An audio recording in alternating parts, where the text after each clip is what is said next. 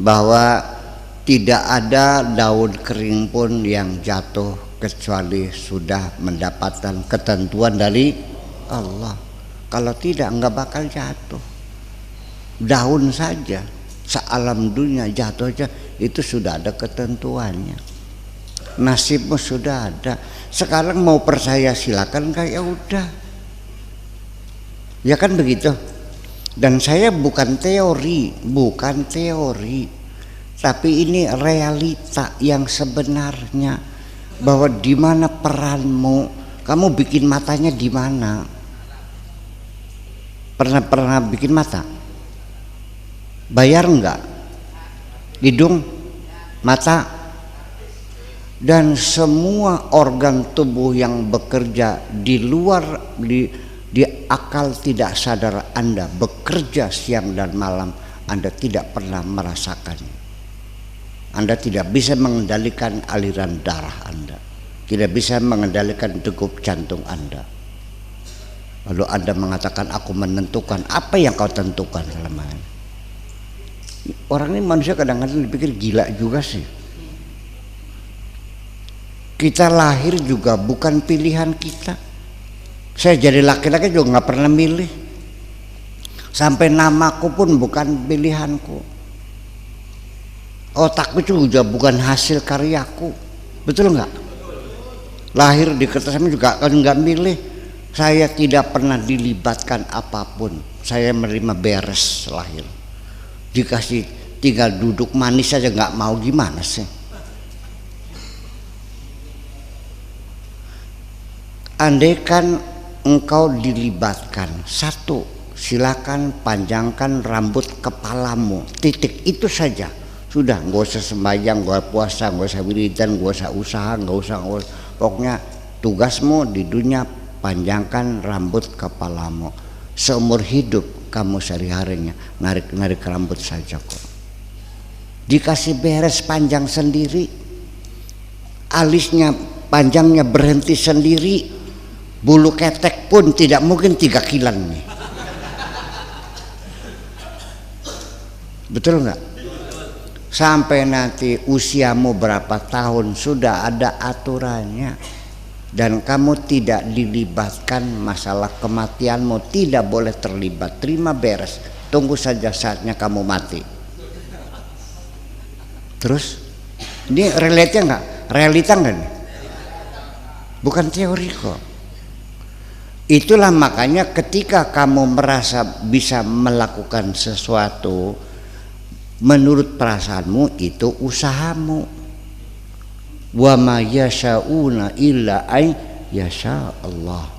Ketika kamu berkehendak punya keinginan apapun, itu sesungguhnya keinginan Allah. Kalau terjadi, itu yang terjadi keinginan Allah, bukan keinginanmu. Betul nggak? Itu jadi prangsa, artinya salah prangsa.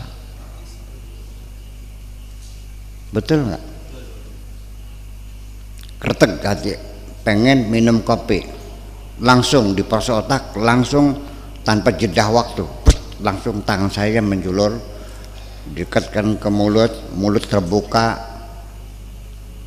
mulut menyedot, kan begitu? Dikenanya kita. Iya, sekarang orang yang kena stroke disuapin nggak? Bisa makan sendiri nggak? Katanya bisa. Katanya bisa makan sendiri.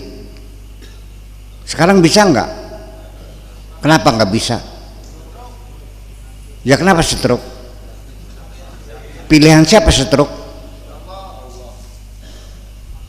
Kita nggak pernah milih sakit kok. Jadi apa? Hidup ini sebagai seorang beriman, sudah terima sajalah apapun yang menjadi ketentuan Allah. Syukuri saja apapun yang diberi oleh Allah. Alhamdulillah saya diberi kesempatan untuk hadir di dunia ini. Kalau tidak, kamu di alam berkayangan, ngabang-ngabang anak.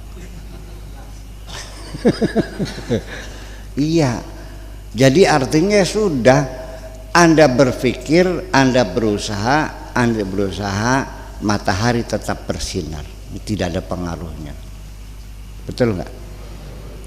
Nah, itulah ada bagian-bagian manusia seolah-olah ada kebebasan. Itu namanya urusan syariat. Paham nggak? Dari sudut pandang syariat. Begini, saya tuh pengennya ginilah. Saya ingin mengajak Anda melihat dari sudut pandang yang berbeda sehingga paham. Kalau sudut pandangnya sama, ya tidak akan berubah. Afrizal itu tukang menaksir nilai agunan ya. Rumah diagunkan, diperiksa enggak?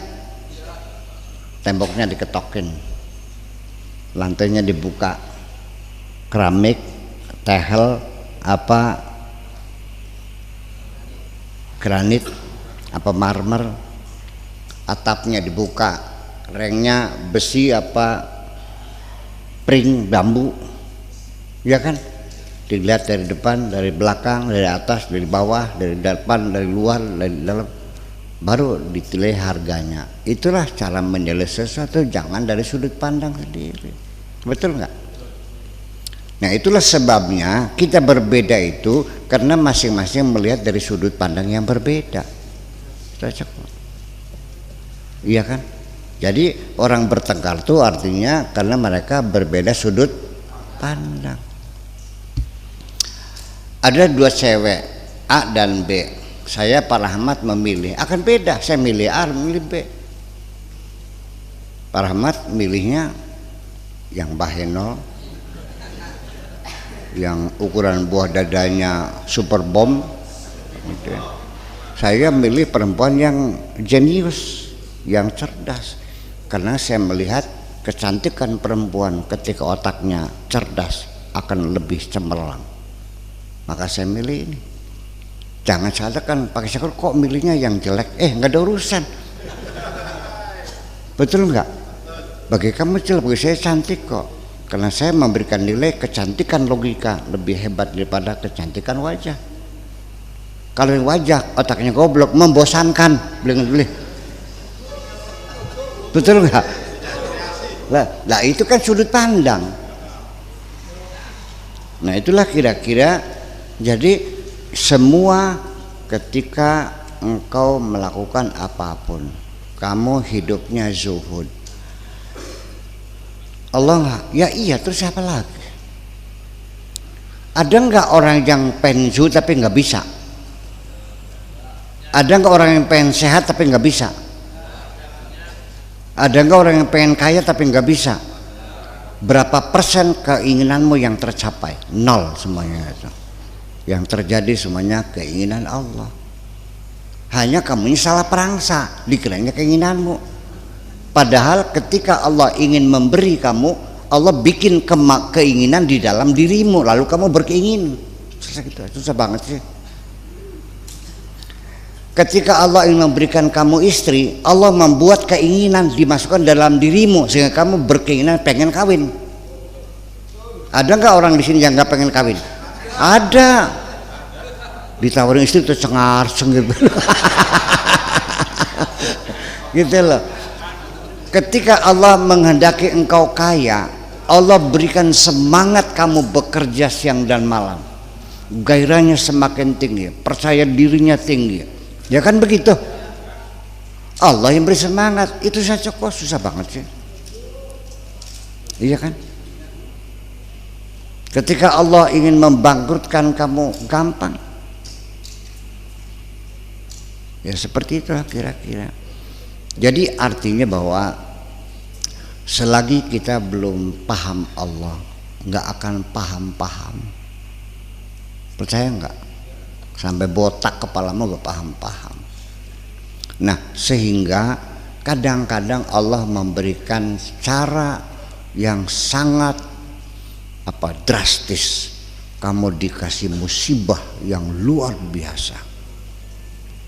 Utang di bank 5 miliar, rumah disita, istri mata cerai, anak kena narkoba. Nah, iya kan? Baru salah gempor, baru Allah, baru dari hati menyebut Allahnya. Percaya nggak? Saya doakan mudah-mudahan sering aja begitu. Ya nggak usah lah, ya kita ambil pelajaran orang lain aja lah, itu orang begitu. Jadi nanti cara memberikan hidayah mah, sekarang apa sih keberatanmu untuk mengakui bahwa apa yang kuperoleh ini bukan hasil upayaku, tapi ini adalah pemberian dari Allah. Hadza min fadli rabbi. Sangat nyaman kok. Iya kan? Cobalah tundukkan kesombonganmu itu. Jangan kau pelihara kesombongan sedikit pun di hadapan Allah. Iya. Setiap napas keluar syukurilah, alhamdulillah napasku masih lega. Betapa orang yang napasnya sesak. Iya, sampai saya pernah sampai trauma menunggu orang nazar 12 hari gak mati-mati. Sampai saya ikut sesek napas. Iya, 12 hari. Iya. Dibacain Yasin kalau macam, enggak mati-mati. Ya Allah. Iya. Nah, itulah persoalannya. Jadi kita kembali, makanya ketika Tuhan di dalam logika yang terjadi ada kegaduhan. Tapi kalau Tuhan dalam merasa, nyaman sekali. Percaya enggak? Itulah kira-kira. Oke.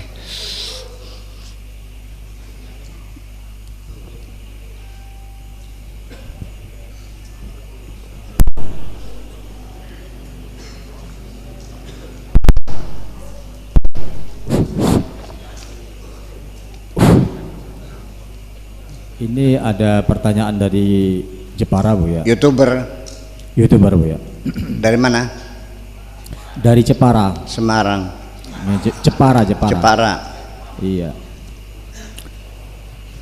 Pertanyaannya, kategori seorang hamba yang bagaimana yang apa tuh? Kategori seorang hamba. Seorang hamba yang bagaimana yang diizinkan oleh Allah tenggelam dalam hakikat ayaniyah. Hakikat Ayaniyah.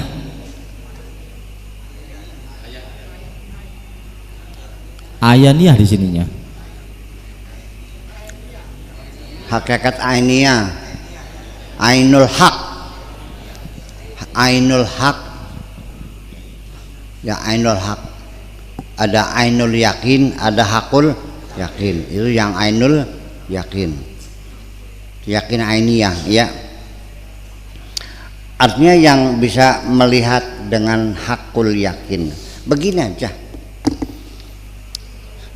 Sementara kita secara logika bisa mengambil keputusan apapun berdasarkan indikator-indikator. Nanti indikator itu ada lafziyah, ada ghairul lafziyah. Yang lafziyah ada yang wadaiyah, ada yang tabi'iyah, ada yang akliyah. Yang udahlah kebanyakan, begini aja dah. Nanti nggak bisa habis lagi.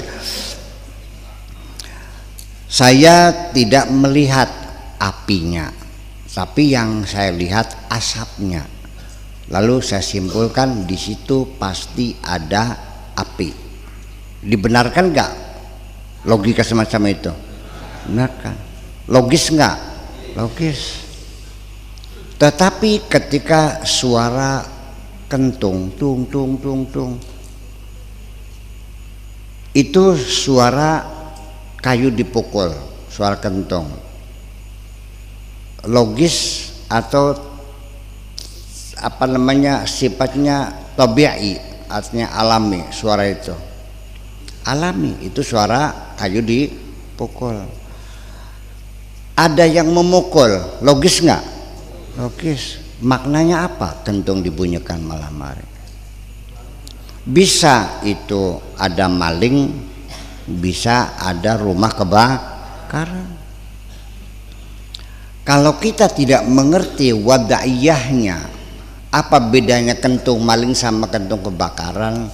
Kalau kebakaran tung tung tung tung tung tung tung tung tung tung tung, itu kebakaran. Kalau tung tung tung tung tung tung maling, nggak gitu. Kita nggak tahu Nah kalau wad'iyah kita belajar dulu bagaimana dibuat, disepakati bunyi itu maknanya ini, kan begitu persoalannya, ya kan? Nah kita tidak akan pasti itu kebakaran atau maling. Kita datang ke tempat suara itu, sumber suara, ternyata di situ ada api menyala-nyala. Oh, berarti kentung tadi maknanya kebakaran. Itu ainul yakin, bukan katanya. Betul nggak? Orang mengatakan itu kebakaran, ya, tapi nggak lihat, bisa. Nah, kamu percaya kepada Allah kan berdasarkan indikator, hanya bukti, ya kan begitu? Tidak pernah melihatnya kan, betul nggak? Nah itu persoalannya. Apakah mungkin Allah dilihat? Bisa. Wujuhu yawma idzin nadhirah ila rabbiha nadhirah. Wajah nanti di hari akhirat berseri-seri, nadhirah, wa ila rabbiha nadhirah. Nadhirah, nadhara itu berseri-seri, ya. Kalau nazirah dari nazara yanzuru, melihat. Ini nadhirah, ini nazirah, melihat. Jadi melihat. Jadi itu iya, lihat dengan apa? Ya tentunya bukan dengan mata yang sekarang ini. Karena mata yang sekarang ini didesain hanya untuk melihat sesuatu yang physically. Paham enggak? Sekarang begini, sesuatu ada bersifat konsep-konsep, tetap tidak bisa dilihat. Anda bisa melihat sholat enggak? Bisa? Kayak apa sholatnya? Enggak bisa.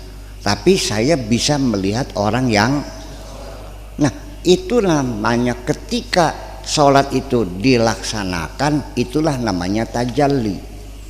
Tajalli sholat pada orang yang sedang melakukan penampakan konsep sholat yang sedang dilakukan oleh orang.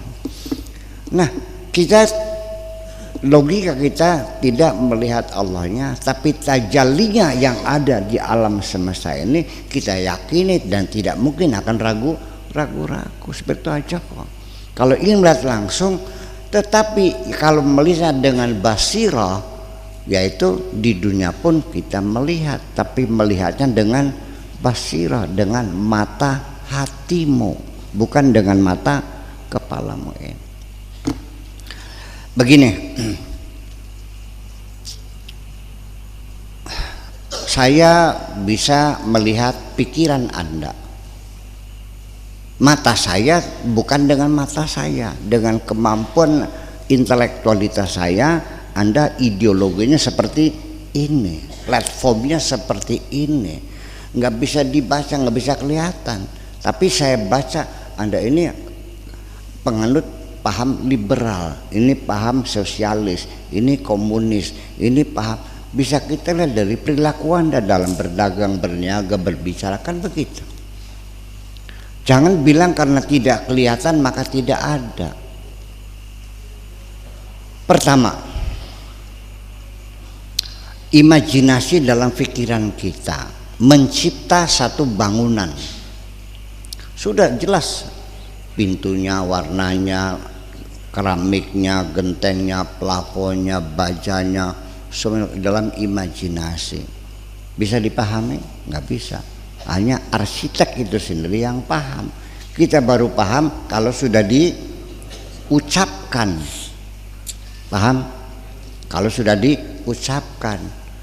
Gentengnya dari Morando yang berwarna hitam. Nah itulah ketika diucapkan itu, lalu akhirnya dibangun. Makanya innama amruhu idza arada syai'an an yaqula lahu kun fayakun. Ketika Allah mengatakan genteng, ya jadi genteng. Makanya apa saja yang kita lihat itulah kalimat-kalimat Allah. Kalimatullah itu dikiranya kalimat-kalimat gitu tulisan. Bukan, kalimat itu makhluk, paham enggak? Paham. membayar. Lau anal bahra midadan li kalimati rabbi dan nafidal bahru qabla an tanfada kalimatu rabbi. Kalau hutan itu lautan jangan tinta, menulis kalimat Allah, menulis, mengurai, menerangkan, menganalisa makhluk-makhluk Allah sampai sekeringnya lautan, nggak bakal selesai. Termasuk Nabi Isa itu kalimatullah. Percaya nggak? Betul nggak? Iya, jadi kalimat itu bukan kalimat, iya kan? Bahwa qauluhul haqqu, katanya Allah adalah hak, real, ada, terjadi, terbukti. Jadi kita sendiri mikir dulu, baru diucapkan, baru dilakukan. Awalnya dari mana? Dari ide dulu kan gitu. Itulah makanya bahwa melihat Allah ya bisa melihat. Ya sekelas orang-orang kayak Rabi'ul Adawiyah, Abdul Al-Masri, ya kan, Ibrahim bin Adham dan sebagainya min auliyaillah, yang mereka basirah mereka sudah mengenal Tuhan betul-betul tahu, sehingga percayalah dunia ini sudah nggak ada artinya karena sudah melihat hebatnya Allah. Ya itulah sampai akhirnya tidak ada nilainya. Faqulul ladzi fawqat turabi turabu, apapun yang ada di atas tanah adalah tanah semuanya kok, tidak ada nilainya. Hanya Allah yang bernilai, yang lain nggak ada nilainya. Jadi artinya itu tidak mungkin saya akan menerangkan tentang ainul haq kepada seseorang yang belum pernah mengalami proses semacam itu. Jadi paling-paling ya cicipan dewek peding, iya kan? Apalagi Allah. Saya sendiri ketika pernah bertemu dengan perempuan ya secantik Monica Bellucci, orangnya begini, semampai begini, rambutnya begini, tetap apapun saya yang terangkan dengan kalimat-kalimat tidak akan membentuk imajinasi yang sama dengan hakikat perempuan itu. Kalau Anda seorang pelukis yang hebat, saya terangkan dengan kalimat-kalimat, Anda lukis, terus dilihat orang sebenarnya akan jauh berbeda. Karena yang Anda bangun adalah imajinasi. Sedangkan ini perempuan saya lihat sendiri.